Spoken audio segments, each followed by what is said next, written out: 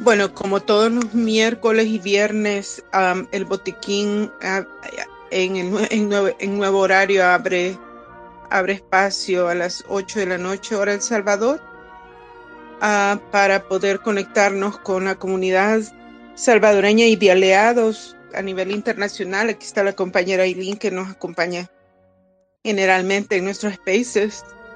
Y en el mes de febrero hemos decidido que vamos a tocar el tema del régimen de excepción. Y este día, este día corresponde invitar a las compañeras a Sara y Marisela, que van a hacer su presentación ellas por sí mismas.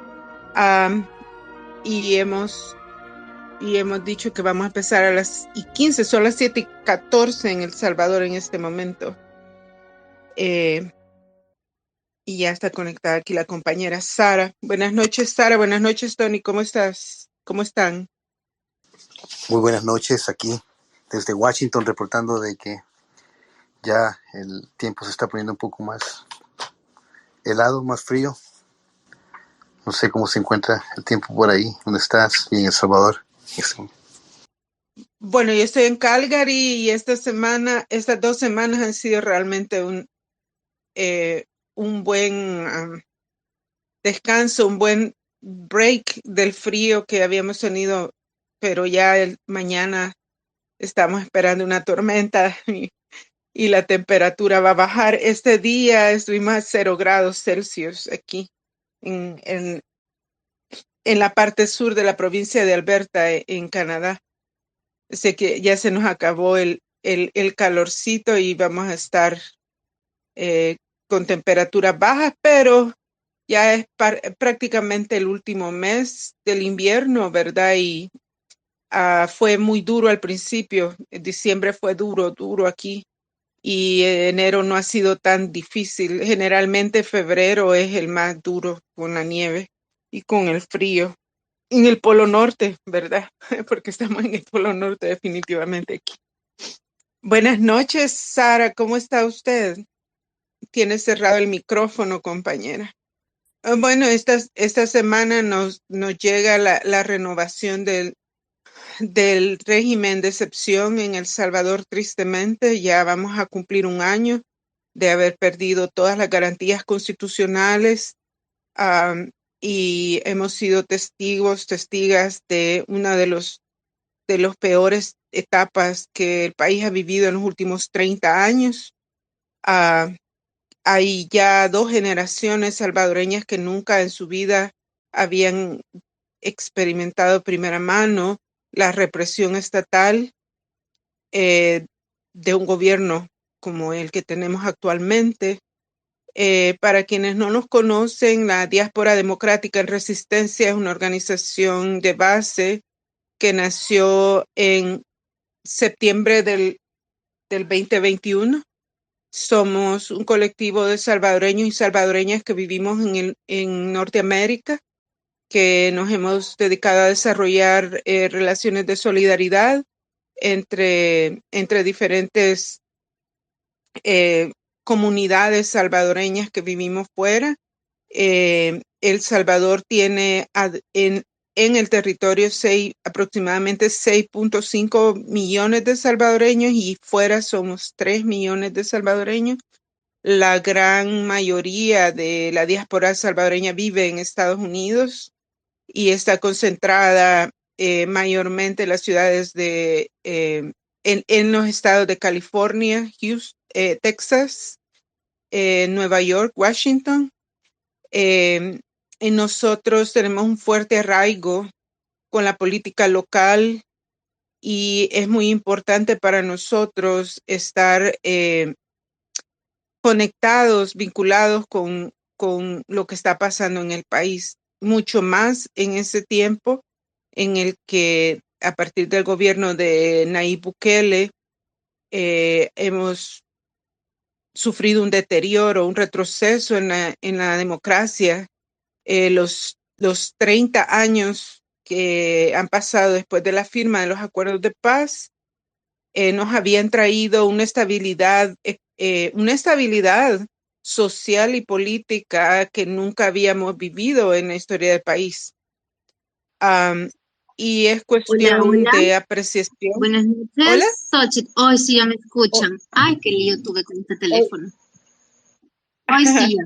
Ay, qué Bueno, bueno lo que ya vino. desactivo ahorita y sí, buenas noches y es un gusto poder compartir la situación desde mi trinchera acá en Apopa y en los movimientos en los que me desempeño. Así que hoy sí soy todo oídos y también voy a poder ya empezar también a compartir. Ok. Ujú. Gracias, Sara. Sí, la compañera Anita está terminando, ella es la administradora, yo voy a estar coadministrando y la compañera ya se va a sumar dentro de muy poco.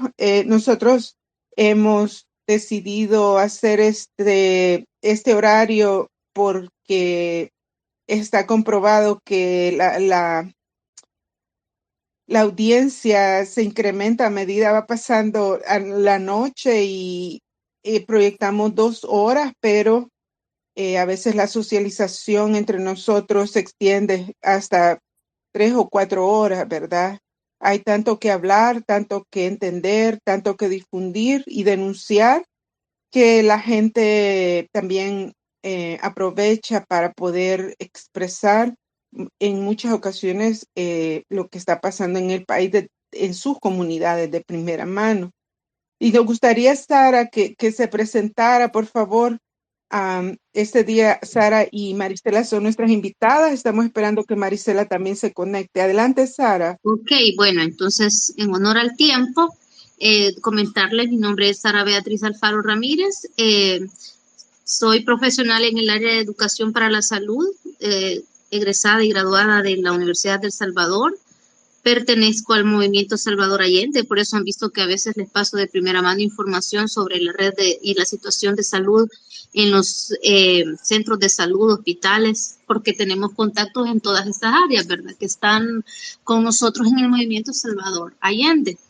También formo parte de la Junta Directiva del Sindicato de Trabajadores de la Asamblea Legislativa y también de ahí les puedo dar mucha información sobre lo vivido por 7 años y medio en la institución y poder decirles que hay una comparación entre el pasado y el presente y ha habido un grave retroceso en la institución y muchas cosas que se han observado de los nuevos inquilinos y dueños y señores de la institución, porque la verdad que al ser mayoría, ellos deciden todo ahí y no hay quien nos pueda parar ante sus violaciones de derechos laborales, violación a derechos humanos, un montón de cosas que han cometido ellos ahí en estos meses y años que tienen, ¿verdad? Que ya tienen algo. Y qué más, también soy parte del colectivo Salvemos Valle del Ángel, soy activa.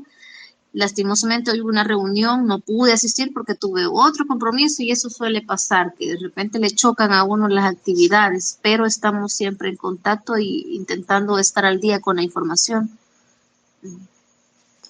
Así que Gracias, eso, Sara. eso sería un poco de la información de mi parte. Es un placer tener invitadas mujeres salvadoreñas y cachimbonas, así como decimos los salvadoreños, ¿verdad? Porque si de algo yo me siento orgullosa y mi vocación política la heredé de mis hermanas mayores y veo que mis hermanas menores igualmente politizadas, ¿verdad? La mujer salvadoreña hemos tenido una cuna revolucionaria en la lucha de los 70, 80, ¿verdad? Vimos mujeres importantemente empoderadas dentro de la política revolucionaria del país y posterior. No nos es ajena la política y el tomar las riendas y querer tener representación en todos los espacios donde participamos, ¿verdad? Representación de la mujer organizada. Así que bienvenida, Sara. Nosotros estamos muy interesados en revisar y reportar de primera mano desde las organizaciones comunitarias como la que usted ha descrito, porque hay un importante desconexión entre lo que es real y lo que es imaginario en El Salvador, porque tenemos un gobierno que ha invertido importantemente en un sistema propagandístico que vende hacia el exterior principalmente una imagen de un gobierno progresista, una imagen de un gobierno que en teoría atiende las necesidades del país, pero lo que vivimos al interior y lo que entendemos que está pasando en el interior es una escalada represiva y que tiene amordazada la prensa y que está empezando a hacer persecución en contra del movimiento social. Ese es el ambiente que nosotros desde el exterior hemos entendido a partir de nuestro encuentro con diferentes organizaciones. Desde su perspectiva, Sara, y desde el antes y después de la toma de posesión de este gobierno, ¿cuál es su apreciación en términos de respeto a las libertades sindicales, por ejemplo, o a las libertades de organización dentro de las comunidades? ¿Cómo se percibe el ambiente desde su lado? Bueno, iniciando la institución que fue la primera en sufrir el devastador hecho de ver despidos masivos, no solo por el área como antes se veía, ¿verdad? Que cuando había cambio de gobierno o cambio de legislación, se despedía personal que estaba a cargo de diputados que desgraciadamente ya no los volvieron a elegir. Esos empleados no los absorbía la institución, sino que ni modo, se iban, ¿verdad? Y antes era solo dirigido estos despidos a las fracciones. La institución tiene fracciones partidarias, empleados que están siendo pagados y contratados por la institución y puestos a favor o a disposición de un partido político. En esta ocasión tuvieron mayoría, ok, se entendía entonces que iba a disminuir grandemente la planilla de empleados de todos los demás partidos políticos. Sin embargo, ellos tomaron en sus manos la planilla general y empezaron a despedir a todo empleado que hueliera a un partido contrario al de ellos. Y fue una ola de despidos, llegando a despedir más de 2,000 personas. Como la institución tiene una sede por departamento, cada institución o cada oficina tiene alrededor de 15 a 20 empleados, porque ellos antes trabajaban como un programa que se llama educación legislativa, algo así, que ellos llevaban el quehacer legislativo a las instituciones educativas, institutos, escuelas. Entonces, hacían sus programas educativos en función a explicar sobre la constitución política o cómo funcionaba el trabajo político en la comunidad, cómo ellos podían hacer una petición, cómo ellos podían hacer una propuesta. Incluso existía el programa de diputados por un día. No sé si ustedes en el exterior y los que están acá recuerdan de esa jornada que se hacía, que los alumnos más destacados de cada institución fungían como diputados y otros como población que llegaba de oyente, y todo un día era una plenaria dirigida por jóvenes y niños, adolescentes, ¿verdad? Y niños. Pues comentarles que toda esa naturaleza de trabajo se modificó horriblemente. Ninguna de las áreas de la asamblea empezó a trabajar como se hacía antes, porque despidieron a las jefaturas. Imagínense ustedes, despedir a todo el personal que era cabeza de la institución y de cada unidad. Llegaron e incluso en pagaduría no nos podían pagar al día porque no sabían ni cómo estaban las planillas. Hicieron un gran relajo en las unidades. Todo era una incertidumbre. Nadie podía trabajar porque decían que mientras no se tuvieran jefes no se podía trabajar. Fue un caos institucional. Empezaron a contratar empleados a lo loco y renovaron ya por tercera ocasión, hoy en octubre, la planilla institucional. Les explico para que me entiendan esta parte. Despiden el montón de empleados y dejan solo a los que pertenecíamos, digamos, a la junta directiva del sindicato y algún otro empleado que por motivos de salud no los despedían. Sin embargo, contarles que en la primera oleada de despidos se fueron mujeres embarazadas, se fueron mujeres en posparto, se fueron mujeres con procesos cancerígenos o problemas de salud graves, se fueron hombres con problemas de salud como insuficiencia renal. Como sindicato les dimos respaldo, apoyo, los acompañamos con las demandas. Sin embargo, algunos incluso ya murieron en el proceso esperando a que se les respondiera. Tuvimos uno de insuficiencia renal que el año pasado, en diciembre, 30 de diciembre, cumplió el primer año de muerto porque aguantó solo 8 meses sin trabajo y sin poderse hacer su proceso de diálisis como él lo llevaba en el seguro social porque se quedó sin seguro. Y así hemos visto como sindicato una serie de atropellos, una serie de violaciones a derechos humanos cuando hay leyes que respaldaban a los empleados, como la ley de lactancia materna, que da fuero por la lactancia materna para seguridad alimentaria de esos niños, de esos bebés. Comentarles que en aquel entonces logramos reinstalar a estas mujeres y de proceso de lactancia materna, ¿verdad? O embarazadas. Hoy, el año pasado, perdón, que cumplieron el año, las despiden, les cuento. Solo esperaban que esos niños cumplieran el año y ya no estuvieran protegidos por la ley de lactancia materna que les da 10 meses. Las despidieron nuevamente, las dejaron terminar los embarazos a las que estaban embarazadas y cuando terminaron estos niños a los 10 meses de crecer, a 10 mesecitos, los despidieron. Luego se vino la oleada de coacción al trabajador. Lo mismo que les estoy relatando que pasó en la Asamblea ha venido pasando en los otros ministerios, en las otras instituciones de gobierno y ellos se han entrometido incluso en la empresa privada, como pasó con Canal 33, de buena fe, de buena boca tuvimos ¿cómo se dice? Nos aseguraron que el problema que pasó con Canal 33, nos lo aseguró un periodista amigo de nosotros, del sindicato, que el gobierno le bloqueó, le cerró, le coaccionó al canal con intervenir con las personas que a ellos les pagaban espacios publicitarios, que si esta gente seguía anunciándose ahí o seguía teniendo acciones o seguía poniendo como a disposición o pidiendo que se les diera cobertura, iban a dejar de tener el apoyo del Estado.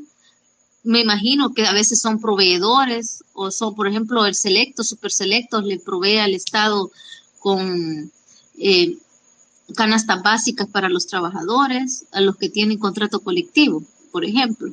Entonces, toda esta gente dejó de anunciarse, dejó de tener contacto, dejó de ser accionista, hasta que prácticamente se desfinanció y tuvieron que cerrar. Canal 33 es empresa privada. En la asamblea, empezaron a coaccionar al empleado que era afiliado, hasta llegarnos al punto de casi dejarnos sin afiliados. Ahorita tenemos bien poquitos empleados que no los han podido despedir porque están en las fracciones de Arena, FMLN y otros partidos de estos pequeños que todavía existen, Gana, por ejemplo. Pero sí les han dicho que se desafilien, les han dado la hoja para desafiliarse, cómo es el formato, que lo entreguen al secretario, que lo entreguen a cualquiera de junta directiva y que se desafilien. Eso es una parte de la coacción, ¿verdad? Que la persona ya no puede ser parte de un sindicato que no esté afín a sus intereses como jefaturas o como nuevos administradores de la institución pública, que estamos hablando de la asamblea. Lo más grave sucedió también a mis compañeras, bueno, a mí hasta la fecha estoy sufriendo esa situación.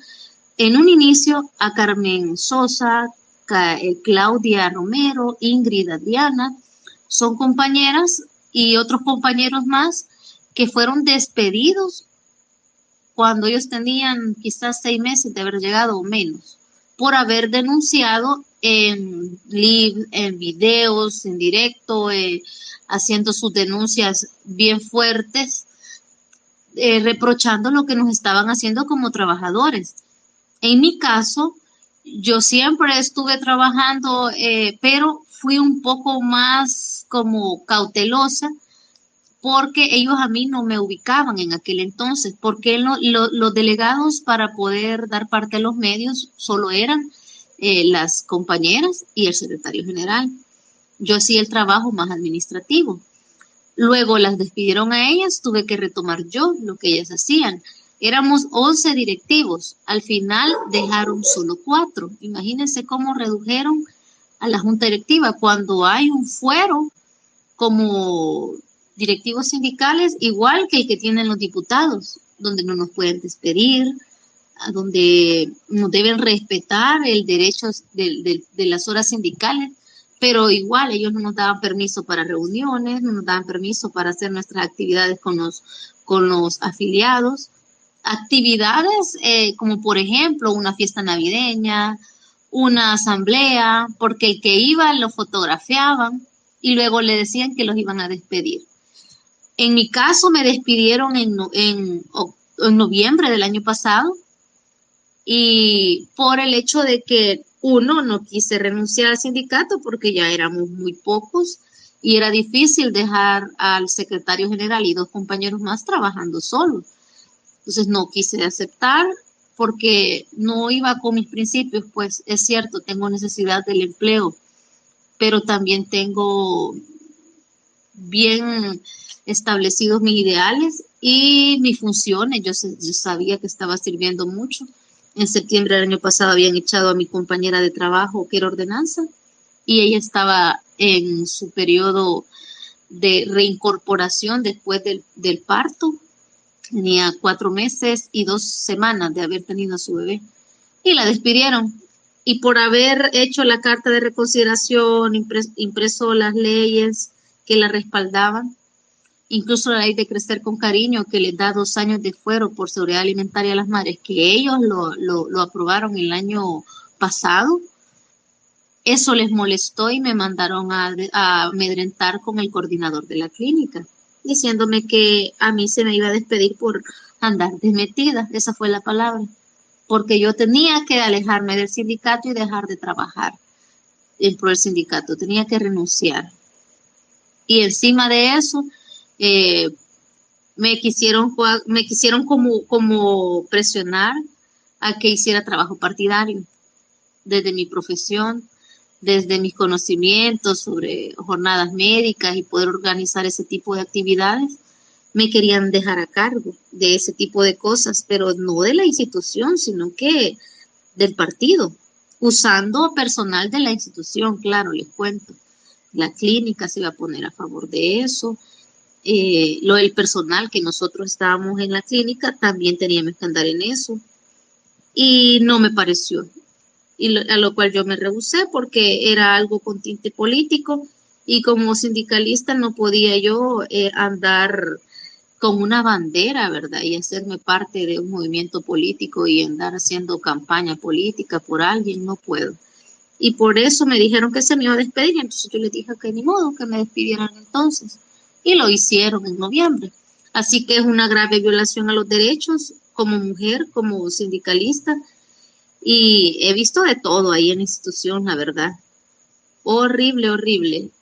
En cuanto a los gastos, abuso siempre en el uso de los fondos públicos en la institución de manera interna. No sé si ustedes recuerdan que antes ellos decían que los diputados vivían con lujos, que vivían con unas instalaciones ostentosas, con cosas innecesarias, y que para ser diputado incluso ellos podían atender en una champita en la comunidad y se rasgaban las vestiduras de la humildad, ¿verdad? Pero yo fui testiga de cómo a un diputado se le remodelaron solo a él en año y medio 4 oficinas, porque su personal nunca le quedaba cómodo, que porque no le gustaba la oficina que le daban, y ellos pasaron un año prácticamente como que eran hormigas metiéndose de una oficina a otra porque esta no me gusta, esta me gusta más a mí.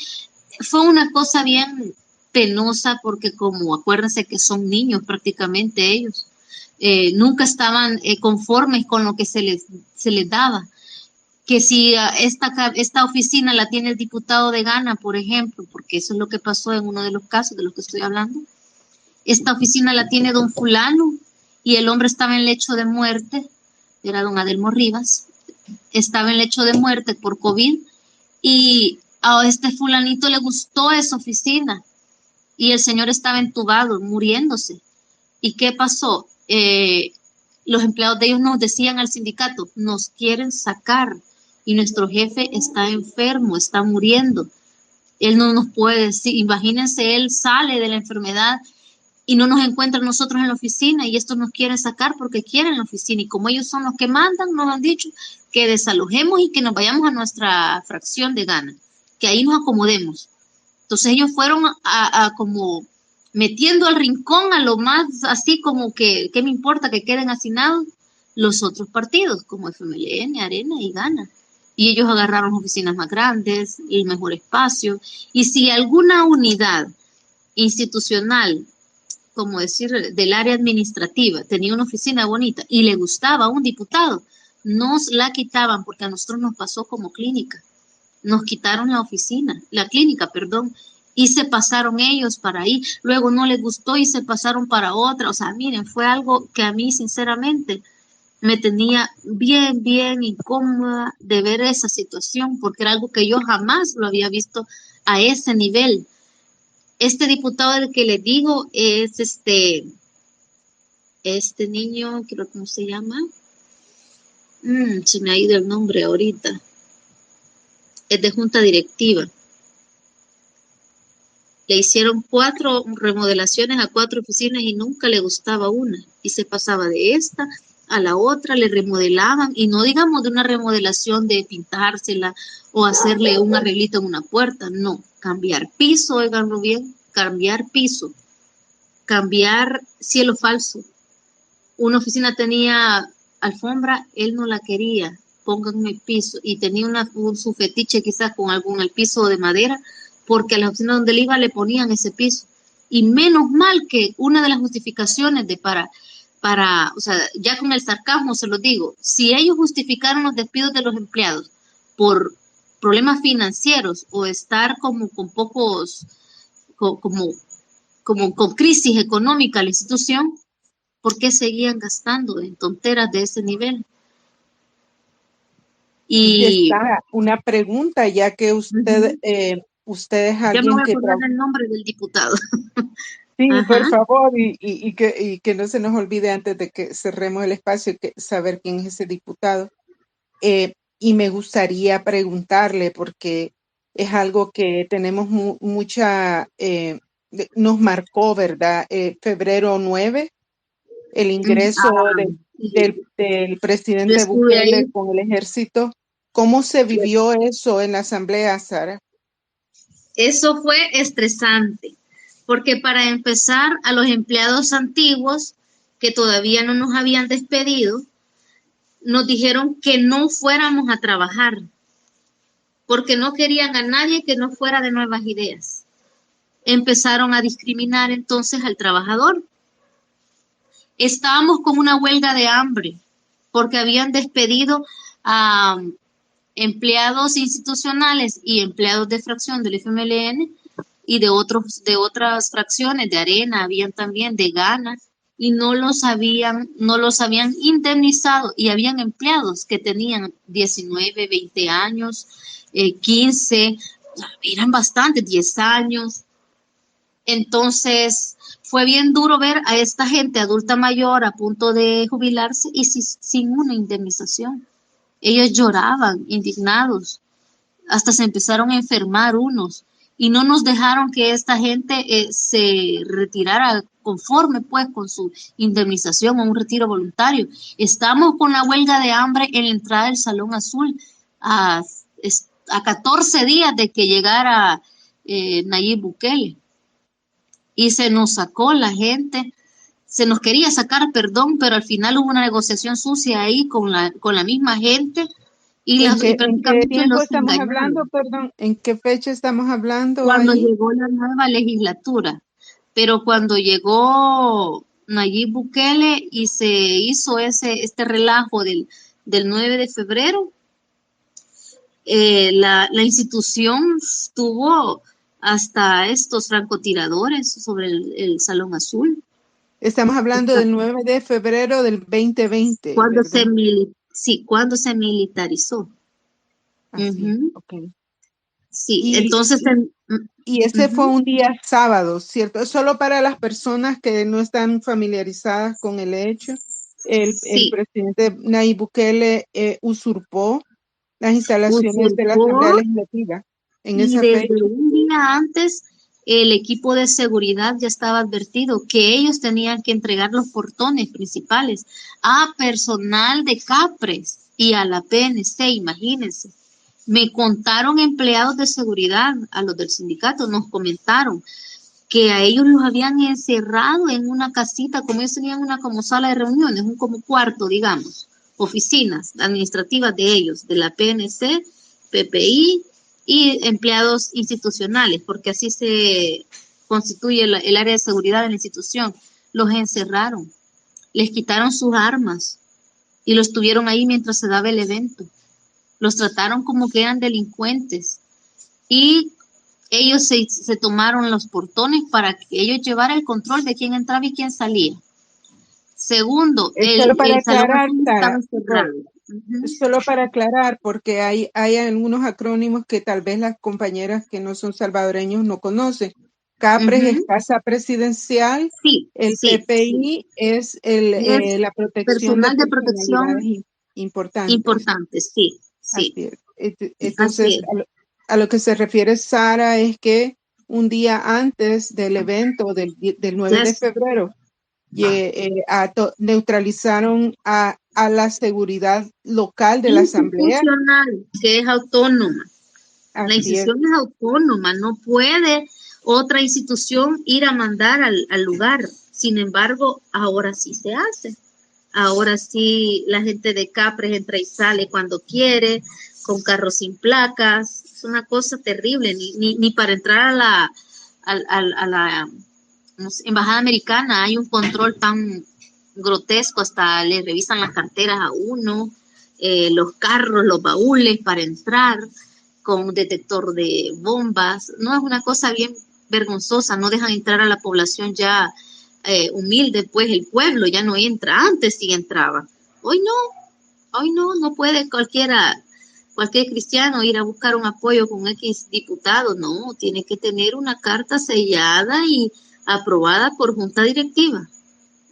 O sea, es Y bien feo, ahora está hay otra cosa importante que señalar de ese día y para complementarle a Sara, es que el presidente de la República, acompañado de de el su gabinete ejército y el y del ejército, ajá. ejército, entra al Salón Azul, que el Salón Azul de la Asamblea Legislativa, donde están los curules y es el seno de la Asamblea, y toma y se sienta en la En silla la del ciudad, presidente de la Asamblea, lo sí, cual es una usurpación de poderes horrible. y es un golpe de Estado. Falta de respeto, porque es falta de respeto a la institucionalidad. Ese día el compañero a cargo de la llave del Salón Azul, como decir el ordenanza, digamos, la persona administrativa a cargo del inmueble, él vivía en Suchitoto. Y sabían ustedes que querían botar la puerta, abrirla, así, con fuerza. Y no, o sea, abrirla a empujones o qué sé yo, como querían arruinar la chapa, como cuando entra la humo.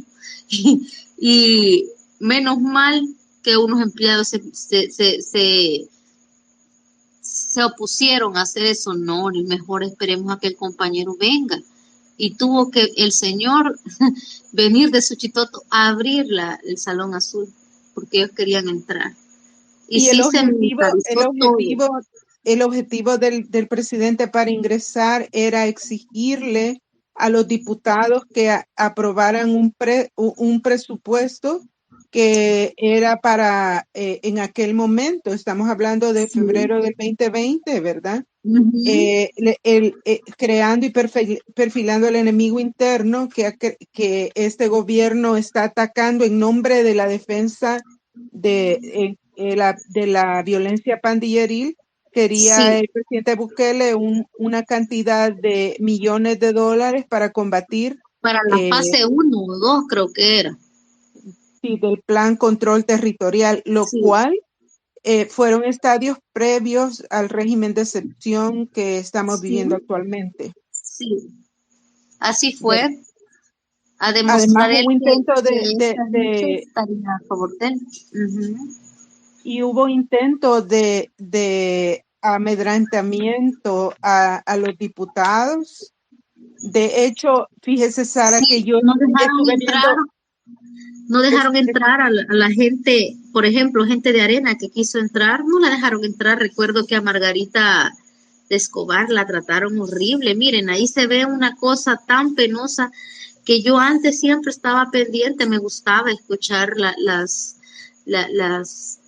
plenarias en vivo, desde el inicio hasta el final, porque el problema es que en los medios siempre se corta, no sale exactamente lo que está pasando, ni la radio legislativa cubre el evento por completo como antes sucedía.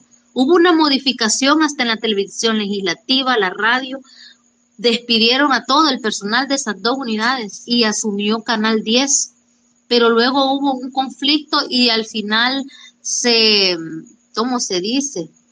Entraron en discusión el presidente de la Asamblea con alguien de Capres, que ve lo de comunicaciones, y se retiró Canal 10 y cayó la transmisión de la plenaria, ya no se podía hacer como se estaba haciendo, fue un relajo. Y como habían despedido al personal, entraron en la situación de volver a contratar, pero sí, miren, la Asamblea ahora es una locura, sí se lo digo.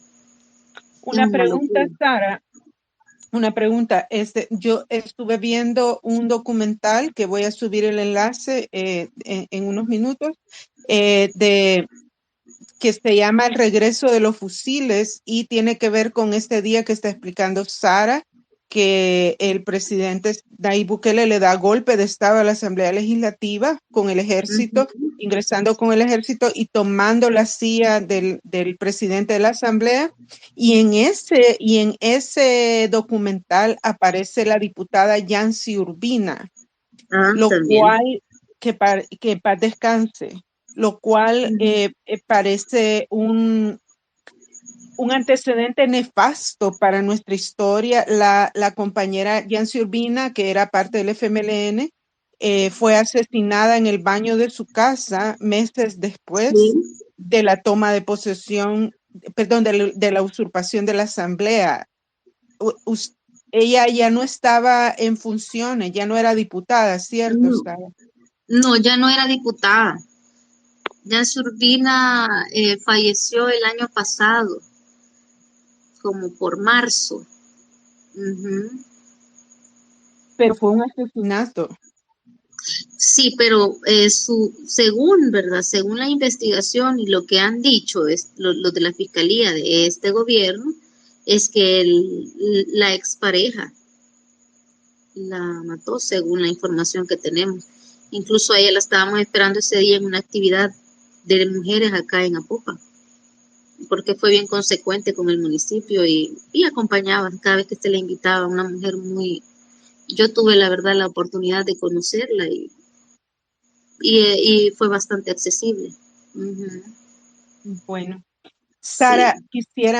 quisiéramos hablar un poquito acerca de lo que usted está conociendo de primera mano con respecto a la lucha por el agua en la zona norte de San Salvador. Es nororiente, ¿verdad? O norponiente. Ay, yo siempre... es la zona norte. Es la zona norte. Sí. Ok. Sí. Tal vez hablar un poquito de la cuenca y porque aquí hay compañeros, aquí está el compañero León, que es de México, y la compañera Aileen, que son aliados de la DDR en términos comunicacionales para romper el cerco informativo. Tal vez explicar un poquito de la geografía de San Salvador. La compañera Sara es parte de la lucha por la reivindicación comunitaria, ¿verdad? Ella es parte activa de su comunidad y en este momento están enfrentando un problema que tiene que ver con la cuenca que abastece la zona norte de San Salvador. Sí, Eso, en ese contexto, quisiéramos sí. explicarle, pedirle a la compañera que nos comparta cómo está eso de la cuestión de la cuenca. Para ubicación geográfica, la mayoría puede ubicarse del volcán de San Salvador. No sé si algunos, o bueno, después lo buscan o les envío un poco de información de esa luego.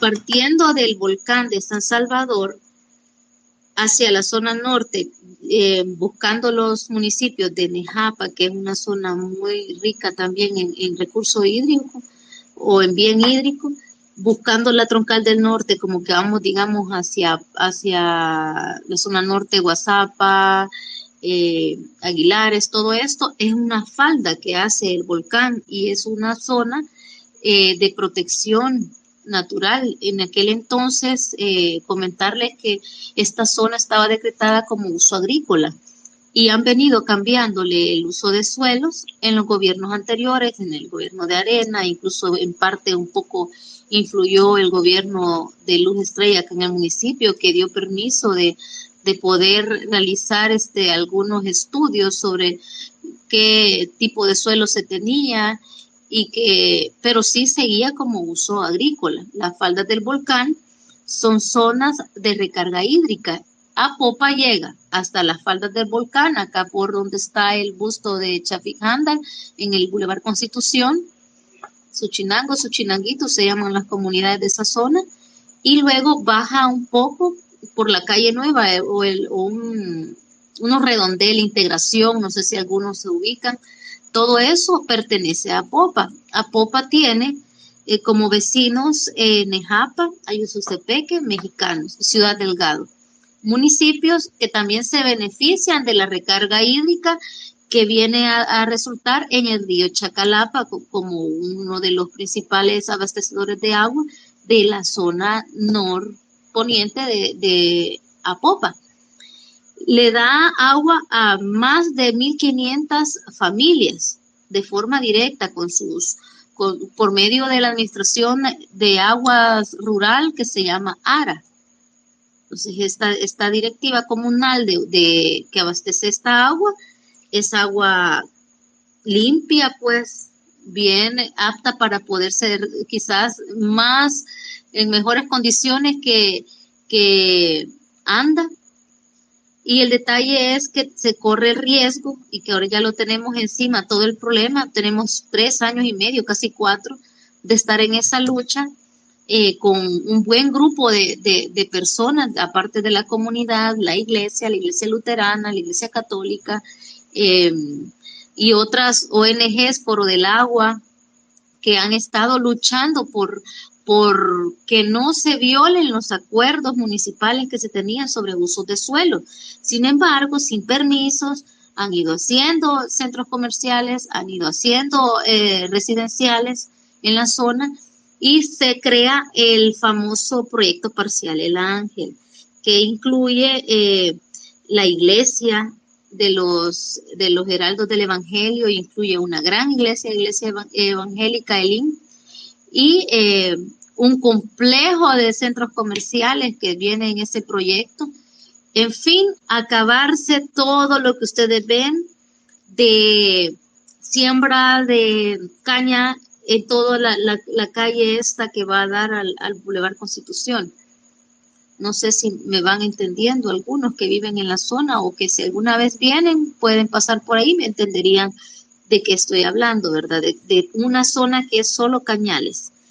Caña que pertenece al ingenio El Ángel, que es uno de los accionistas más grandes de todas estas empresas como Salazar Romero, las familias dueñas con sus constructoras, y tenemos planteles en la zona ya establecidos y poco a poco han ido haciendo los proyectos incluso sin permisos y están prácticamente devorando toda la zona de recarga hídrica. ¿Y esto en qué va a repercutir?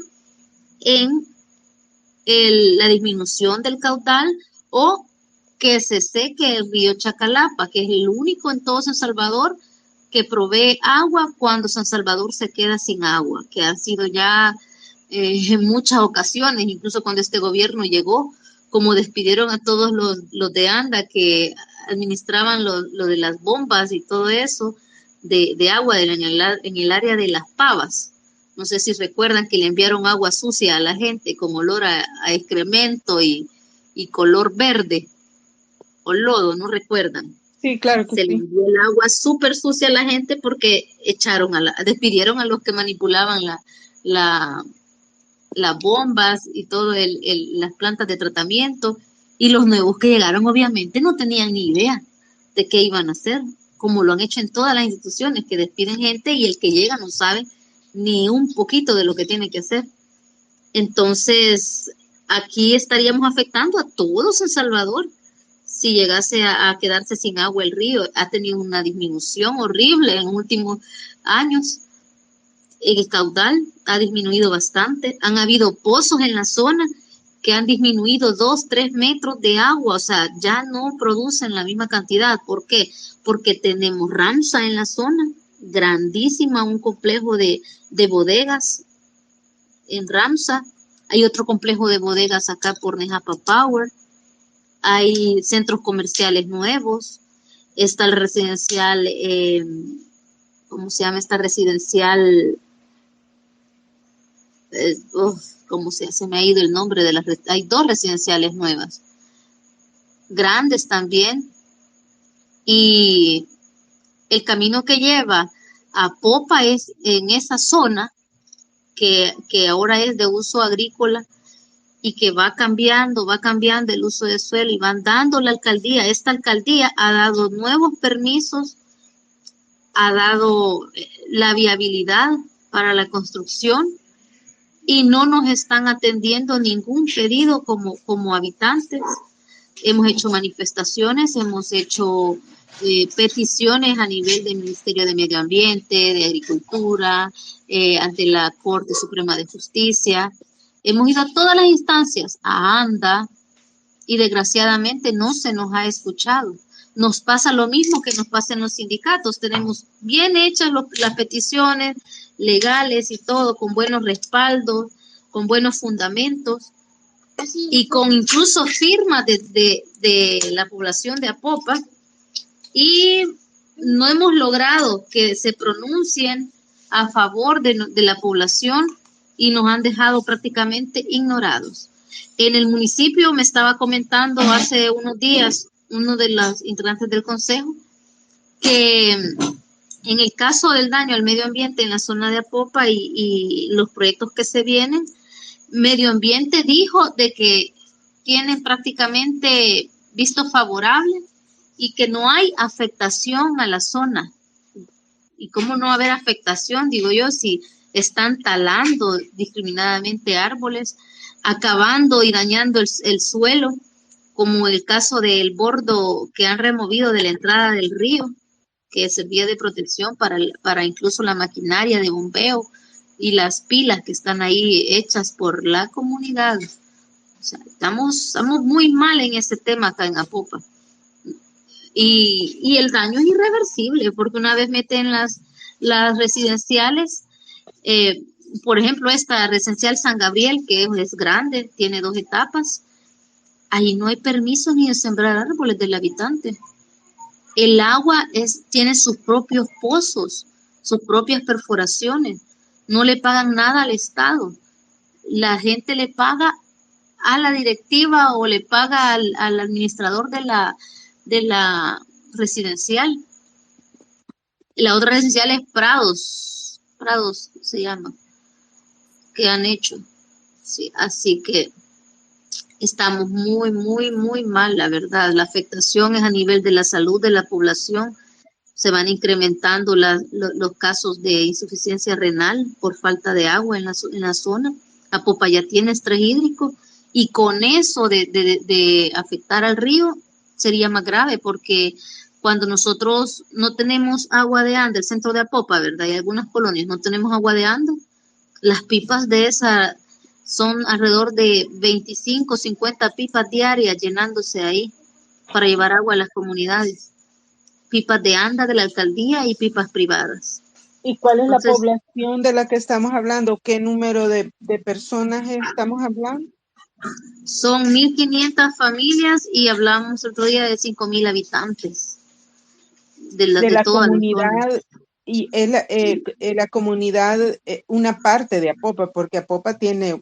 Sí, es una buena parte, porque prácticamente las comunidades que se abastecen son las que pertenecen a El Ángel, Petacones, eh, Tres Ceibas, son todas las comunidades. No sé si alguno de ustedes conoce a dónde era el relleno sanitario de antes, que decían el basurero de Nejapa, le decían.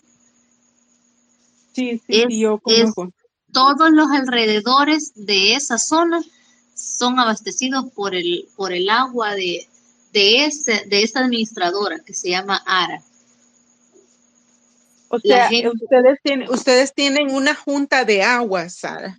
sí, hay una junta de agua y esa Solo junta de para agua es explicar, apoyada por sus habitantes. solo para Ujú, explicar un poco, en El Salvador, la ley de la Administración Nacional de Acueductos y Alcantarillados, ANDA, está obligada y por ley nacional, digamos, a prestar servicio de alcantarillado en las zonas urbanas, pero ujú, hay límites urbanos y rurales, y en las zonas rurales son las juntas de agua, que son, así es, son corporaciones de pequeñas vecinos, digamos. de vecinos, que generalmente son los mismos de la JADESCO, que es la Sí, Asociación de Desarrollo Comunitario, ¿verdad? Y sí, en este momento, en El Salvador, esas ADESCOs y las juntas de agua en muchos de los lugares están sufriendo persecución política por parte de el gobierno. Y de eso nos gustaría que nos explicara un poquito para que la gente escuchara de primera mano. Y ahí vamos a hablar un poquito también de los compañeros de la comunidad de Santa Marta, que es una de las comunidades afectadas por la persecución y apresamiento de sus representantes. El gobierno del presidente Bukele ha apresado no solo representantes sindicales electos en Asamblea General, porque hay sí, un número de sindicalistas, representantes sindicales, cuyo fuero ujú, es equivalente al de los diputados. así es. Ahora también está capturando y apresando a representantes comunitarios como los de la comunidad Santa Marta, y en el caso de Apopa, nos gustaría que nos contara, Sara, cómo está la cosa ahí de la persecución. Las compañeras han tenido persecución también, incluso días después de que hicimos una acción frente al muro o al muro de tierra blanca que han dado como moneda de cambio con el gobierno para que hagan los pasos a desnivel que quieren hacer en el Boulevard Constitución y allá em, quiero ver como son como 3 pasos a desnivel que van a hacer desde el redondel integración y en el Constitución otros 2. Lo que les quiero comentar es que hicimos una acción y ellos ya identificaron a los líderes de ARA que andan en esas actividades. ¿Qué es Y un ARA? compañero, ARA es la Asociación ¿Y Rural de qué Agua. significa ARA? ARA es la Asociación Rural de Agua, Ah, ok. es la Administración Rural de Agua. Ajá. Ellas son mujeres la mayoría. Y nos comentaban un día, nosotros teníamos una acción a la que ellas nos iban a apoyar y no nos quisieron apoyar al día siguiente por temor, porque incluso habían ido a descargar una su pistola a saber quién frente a la casa de la presidenta. Y empezaron a hablarnos en el grupo, porque como estamos conectados todos, ¿verdad? Por cualquier cosa. Y nos empezaron a decir, escucharon los balazos y sí, enfrente de mi casa fue, y empezaron a decir de que sin duda era para amedrentarlas. Han tenido persecución con carros que se les llegan a estacionar frente a las casas con motores encendidos. Igual yo ya lo viví también acá, mis compañeras del sindicato lo vivieron, la policía se les llegaba a parquear enfrente de sus casas, igual a ellas les ha pasado lo mismo. O sea, es como el mismo modo operandi, ¿verdad? De ver de qué manera se amedrenta al, al líder comunitario, al líder de la organización para que tenga temor. para que se sienta que por medio del régimen de excepción pueda ser apresado, y porque el régimen nos prohíbe cualquier tipo de ¿cómo le llaman ellos? Cualquier tipo de como organización, como ese hecho Y de como estar como reunido. se han perdido las garantías constitucionales y eso Sí, implica la organización sí. comunitaria. Sí, entonces ellas han tenido un poco bastante, bueno, temor, lo han tenido, porque son mujeres, pues, y no tienen ninguna protección, así que al final solo los habitantes y las ONG hemos estado apoyando, pues, las acciones de denuncia, las acciones de calle, por ese mismo temor, que ellas son más locales y es más fácil de identificarlas. Cuando hicimos una actividad hace poco frente al muro, incluso se llegaron a parar unos investigadores de la PNC de particular, pero fueron tan obvios que hay detalles que creen que uno no los nota, como por ejemplo el uso de las botas de policía que ellos andan, aunque anduvieran de particular, pero todos andaban con el mismo tipo de botas y estaban paraditos observando y tomándonos videos y fotos. También la policía lo estuvo haciendo, ¿verdad? Y yo les pregunté a esos tres tipos, me acerqué, yo la verdad no nací con el factor miedo, creo yo, porque no sé por qué no mido las consecuencias y me meto en este tipo de temas siempre.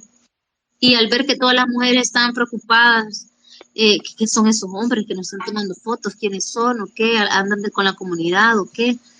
Porque ahí tenía que andar solo la policía, los medios y la comunidad. Pero andaban esos tres hombres aparte que nadie los conocía. Y yo les fui a preguntar que quiénes eran, que qué hacían ahí. Los de la constructora nos tomaron fotos también, pero ellos andaban uniformados, pues. Y ellos lo que me decían que andaban trabajando y que donde trabajaban, que si eran parte de la comunidad o qué, que si eran de la comunidad que se sumaran.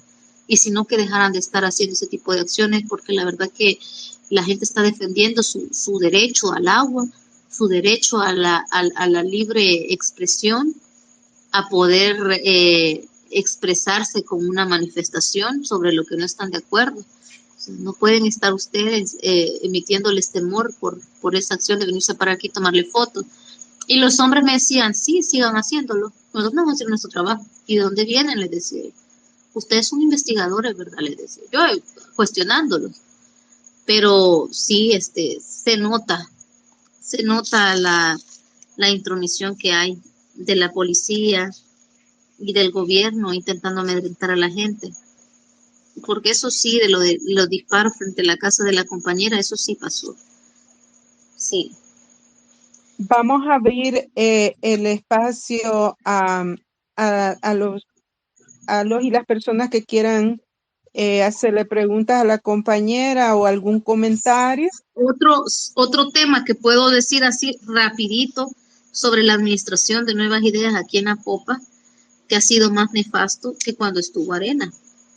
Y comentarles que se acaban de aprobar yo tengo los documentos, me los enviaron, sobre la aprobación de un servicio de seguro médico privado, ¿verdad?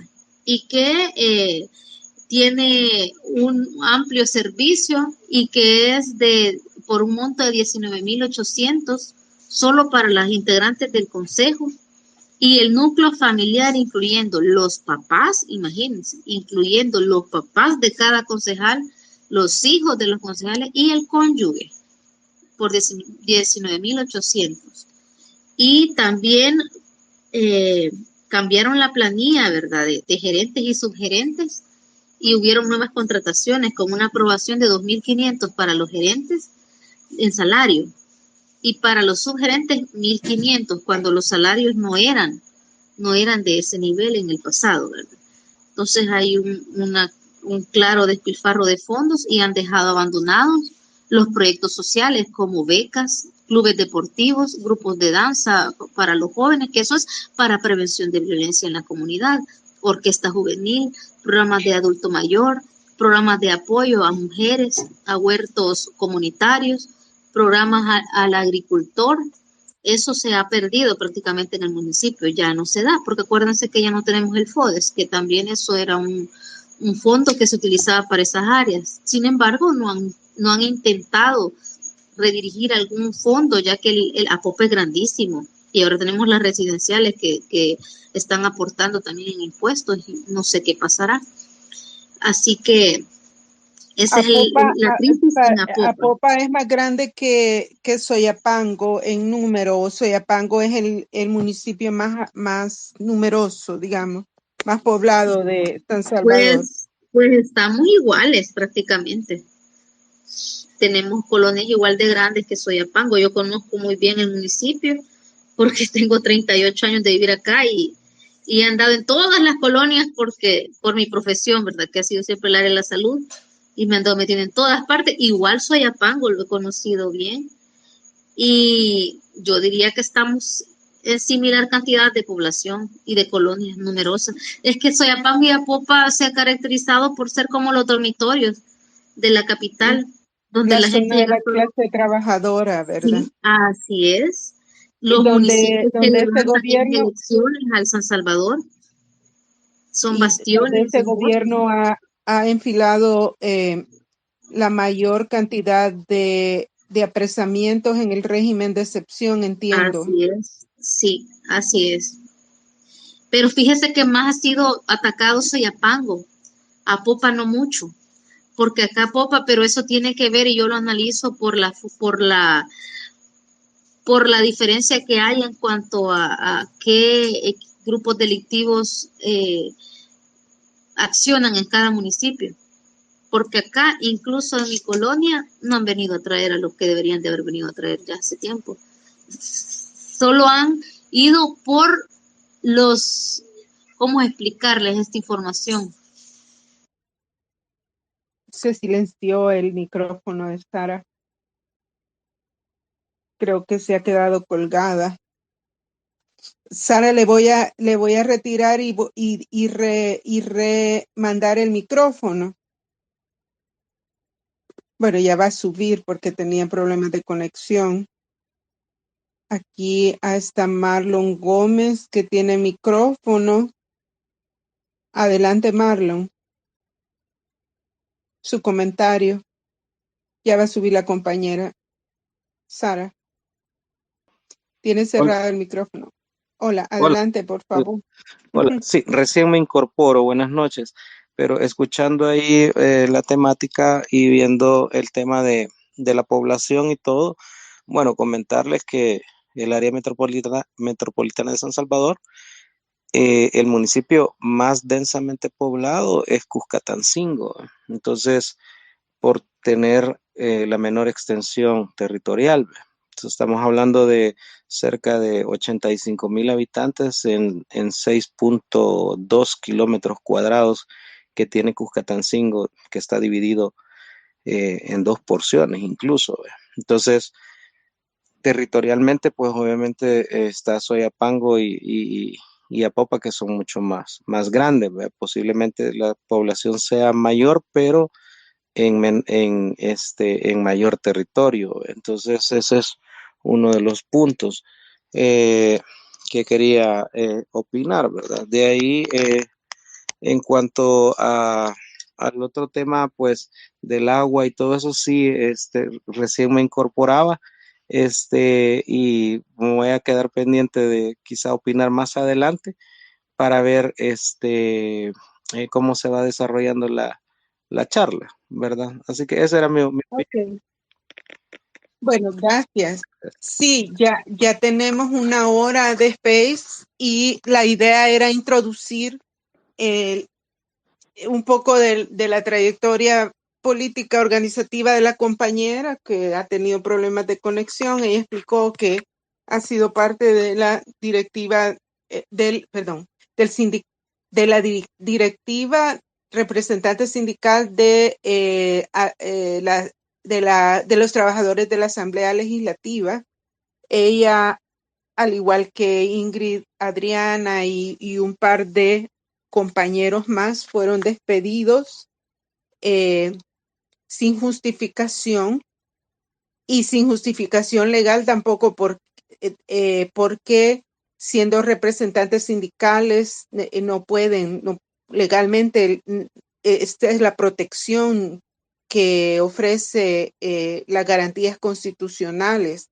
Sin embargo, antes incluso de que se aprobara ningún régimen de excepción, este gobierno no se ha atrevido a hacer lo que ni siquiera el gobierno de derecha de Arena hizo, de despedir representantes sindicales, y ha destruido, digamos, muchas estructuras sindicales que no están alineadas con las políticas de gobierno de este presidente y de este gobierno, ¿verdad?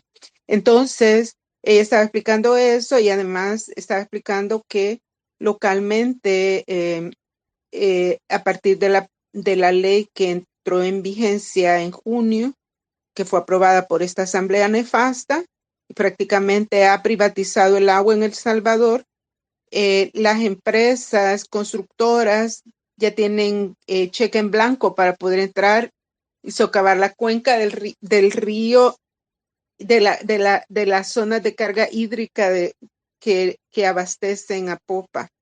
Entonces, las localidades y sus representantes comunitarios, en este caso la Junta de Agua, ¿verdad? Ha sufrido persecución y seguimiento por parte de no solo de policías, sino que de personas que en vehículos particulares se han hecho presentes en las comunidades para amedrentar a los representantes de las juntas de agua y de las ADESCOS. Ella también explicó que una de las fuentes de financiamiento para proyectos que se recibía a través del FODES dejó de existir para las comunidades porque el presidente Bukele decidió quitarle el FODES a las alcaldías en todo el país. El FODES era la descentralización del Fondo de Desarrollo Local, que dado que en El Salvador hay municipios muy pequeños que no tienen suficiente recaudación tributaria porque sus economías no están desarrolladas, especialmente en la zona nororiente de El Salvador, la idea era que las comunidades tuvieran un presupuesto asignado mensual para poder funcionar. El presidente gobierno en tiempos de campaña electoral de municipios y diputaciones anterior decidió cortar el FODES a las alcaldías.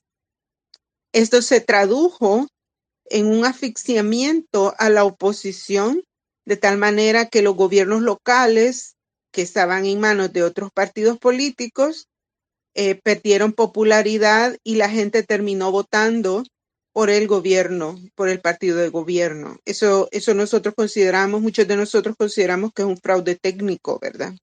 Y las comunidades, como la que representa la compañera, se ha quedado sin fondos para proyectos. Por ejemplo, cuando digo proyectos, me refiero a el mantenimiento de los alcantarillados, por ejemplo.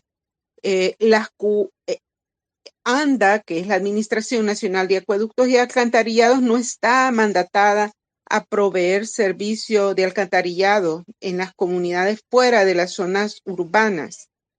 Y así como la compañera que vive en una zona rural, para poder darle mantenimiento a las alcantarillas, la recolección de la cuota de agua que hace no es suficiente para dar mantenimiento. Las alcantarillas y las bombas de agua, que son bombas eléctricas que bombean agua para que haya presión y llegue a todas las casas.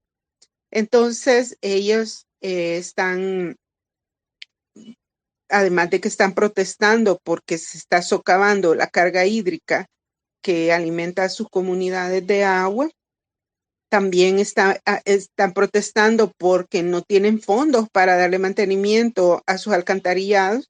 Lo que reciben del gobierno de Nayib Bukele es persecución política. Y ahí es donde llegamos al punto, pues, de este mes, que es el régimen de excepción, ¿verdad? En la esquina inferior derecha hay 5 tweets o 3 tweets, creo que son 3 tweets, que son de casos de personas que han sido apresadas y algunas han sido asesinadas en manos del Estado, sin haber sido declaradas culpables, violando la presunción de inocencia, que es una de nuestras mayores denuncias a la comunidad internacional, porque disfrazado de una lucha en contra de las pandillas en El Salvador, el gobierno del presidente Bukele está haciendo persecución política. Y eso se está dando desde antes que se aprobara el régimen de excepción, que anteayer fue reivindicado por 11º mes. El mes de marzo vamos a cumplir 1 año de vivir en El Salvador sin garantías constitucionales. Y de eso está hablando la compañera, ¿verdad? Ahora, ¿cuál es el objetivo de nuestro space como diáspora democrática en resistencia? Poder llevar de primera mano a los y las salvadoreñas fuera y dentro del país información relevante para poder tener una opinión informada y educada basada en la realidad, no en especulaciones, ¿verdad? Entonces, nosotros nos damos a la tarea de desarrollar 2 spaces a la semana y los días viernes esperamos tener personas invitadas que vengan a ilustrarnos, que la gente tenga la oportunidad de interactuar directamente con ellos para que quede en evidencia, ¿verdad?, de las graves violaciones a los derechos humanos que está llevando a cabo el presidente Nayib Bukele y su gobierno. No sé qué problemas tiene la compañera de conexión. Le voy a mandar micrófono. Yo creo que me voy a ir a sacar un curso de locución porque aquí estoy hablando sin script ya casi 1 hora. Felicítenme, compañeros, por favor. Yo no he estudiado periodismo y estoy haciendo esto. Quien quiera pedir la palabra y participar está invitado para que intercambiemos, para convivir, para darnos updates de situaciones que al rato no conocemos también, ¿verdad? Y para que quede en evidencia, porque este programa también se escucha en diferido, ¿verdad? Sí. Que quede en evidencia, en grabación, la participación comunitaria, ¿verdad? Adelante, Sara. No Tenía sé, problemas de se me conexión. cayó el internet un ratito. No sé hasta dónde se quedaron, pero ya recordé el Estamos nombre del haciendo diputado. estamos haciendo un pequeño rebobinado de lo que usted explicó, ¿verdad? A mí me gustaría, Sara, preguntarle como ciudadana consciente y politizada, ¿verdad? Que es usted, ¿cómo se percibe el ambiente en El Salvador? ¿Cómo lo ve usted en materia de esperanza, digamos? ¿Qué cree usted cómo siente usted que es la situación del país para los siguientes 6 meses? Porque nosotros, es solo compartirle que nosotros como DDR, que le hemos estado dando seguimiento a los temas con bastante detenimiento, vemos con mucha desesperanza Sí. la situación del país. Pero eso es lo que vemos desde afuera. ¿Cómo lo ve usted desde adentro? Pues en lo económico está crítico, porque el aumento al salario mínimo no avanza.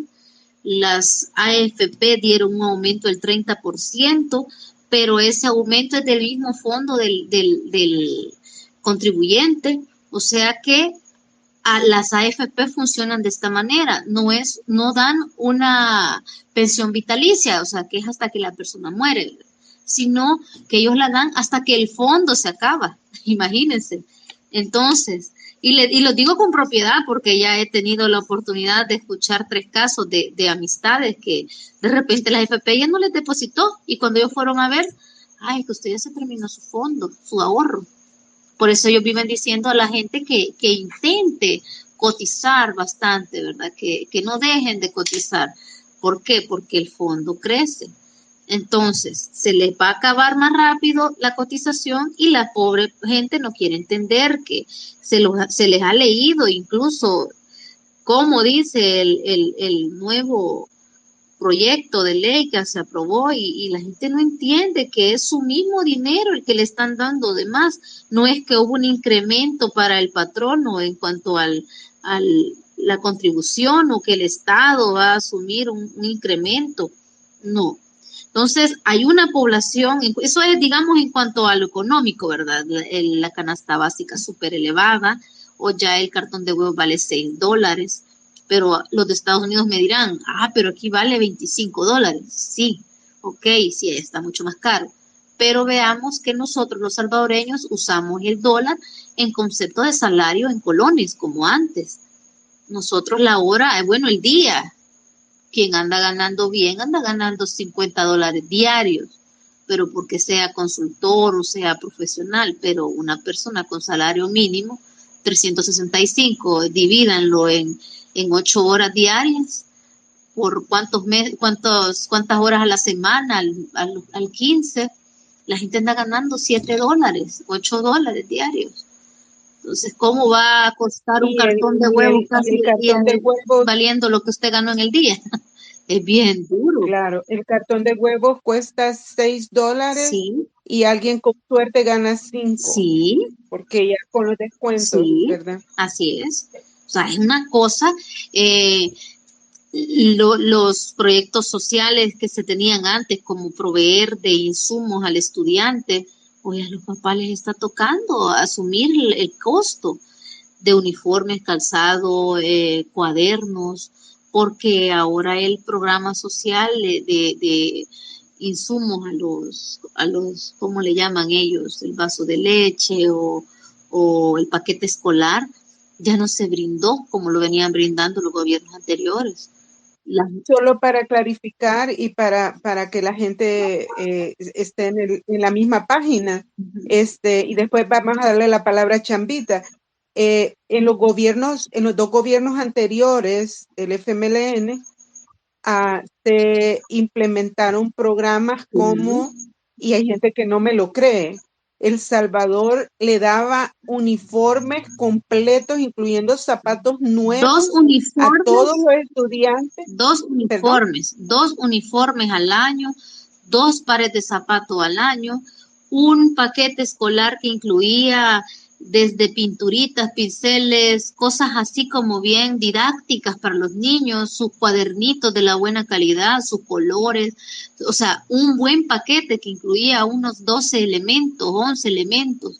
Ahora no, ahora les han dado 3, 4 cuadernos, lapicero azul, rojo y verde y negro, no les han implementado con colores, o sea, les han dado una miseria, un uniforme al año. Además de que les daban un tiempo de comida a los niños, una lechita, el vaso de leche siempre, y la comida que podía ser frijolitos, arroz, algunas frutas, algunos atoles fortificados que les daban. Entonces, todo eso le ayudaba al niño. Incluso El Salvador había salido del nivel de desnutrición en la población, ya no estábamos en esa crisis que nos habíamos quedado después de la guerra. Los números sobre desnutrición habían como bajado, pues. Ahora, quién sabe cómo le irá en la zona rural a la pobre gente. Porque esos son las gentes más beneficiadas, la gente de la zona rural. Que en la capital todavía tenemos zonas rurales. No digamos adentro. Vamos a darle la palabra a Chambita, Sara, y luego va Anita. Sí, para que estoy. Se llama Rodrigo Ayala, el diputado. Oigan, al que le remodelaron y lo pasaron de aquí para allá. Sí, sí. Gracias. Bueno. Adelante, Chambita. Buenas noches. Y luego Anita, nuestra administradora. Gracias. No escuché lo último que dijeron del chulo ese. ¿Qué fue lo que dijeron? ¿Me disculpan ahí? que ellos se quejaban en los gobiernos anteriores de la remodelación de las oficinas, que tenían lujos, que ellos perfectamente podían estar atendiendo a su gente en la comunidad bajo un árbol, y en realidad a él le modificaron 4 oficinas para él, incluso en el hecho de muerte del diputado Adelmo Rivas por COVID, a este señor solo esperaron que él muriera y le quitaron la oficina, y esa oficina tenía 2 años de remodelación, y le quitaron la alfombra, modificaron las paredes internas, le cambiaron el cielo falso porque a él no le gustaba, y él se pasó con su personal porque a él nunca le cabía su personal o no le gustaba la oficina que le daban. Y ese es el hecho que yo puedo decir, yo lo vi, pero sí escuché de otros diputados que, ay, esta oficina no me gusta, me paso para acá, y así estuvieron mudándose como año y medio ellos. O año, 2 meses quizás, que recuerdo que estuvieron, aquí no me gusta, aquí sí me gusta, y se pasaban de un lado para otro. Yo decía, esta gente, ¿cuándo se va a terminar de sentar? Decía yo, si los diputados de antes, esta oficina le daban, ahí se quedaban. Si era un cochitrilo, lo que fuera, una esquinita, ahí se quedaban. Y estos pasaron todo un año brincando para acá, para allá, quitando a los de arena de aquí, pasándolos a y así. Gracias, Sarita, gracias. Actualizados. Bueno. Miren, esta gente ya entró en la etapa del cinismo. Así es. Esta gente de oficialismo ya entró en la etapa del cinismo, del descaro. Entonces, que ya no nos extrañe eso, ni quememos neuronas, ¿vea? Viendo esos detalles, porque ya entraron a esa etapa. Acabo de estar hace un tiempo en un space de focas y no me dieron la palabra, a saber por qué va. Pero siguen revolcándose en los mismos de siempre después de 4 años esta gente. Vamos a llegar a los 5 y van a seguir con ese sainete. Lo más importante es que la gente ya no se los está creyendo. Bueno, vamos a entrar al punto. Un poquito de contexto nada más. Señores, hace 2 semanas creo que fue, o 3, el Faro sacudió la política nacional porque reconoció el triunfo, entre comillas, del combate a la delincuencia del gobierno. Por ahí está Mario Gómez. Mario Gómez, bien encachimbado, le dedicó ahí un tuit mero veneno, muy certero sobre la posición de ellos, ¿verdad? Yo comparto bastante la posición que dijo Mario al respecto. Pero vamos al punto. Esta gente reconoció el triunfo, entre comillas se los pongo, porque también ellos lo ponen entre comillas, del gobierno sobre la delincuencia. Pero ahora vamos a lo siguiente, a lo económico. Miren, yo no sé si este día ya solucionaron el problema del subsidio del gas. Ayer se manejó eso y no han aclarado. Un problema, pero tan serio para la gente. Explicar lo del subsidio, Chambita, para los que no sepan. ¿Cómo era ese mambo del subsidio y qué es lo que ha pasado? El subsidio al gas es un precio preferencial que se le da a los sectores populares para la compra del gas propano, que es subsidiado por el impuesto a la gasolina de los particulares. A través de eso se subsidia el tambo de gas. Ayer se manejó que una empresa dejaba de darlo porque el gobierno no le respondía financieramente los compromisos. Se manejó eso. ¿Cuánto vale el tambo, Chambita? ¿Cuánto vale? Recordemos que son 3 tamaños, un pequeño, uno mediano y el otro más grande. Pero el mediano, el que ocupa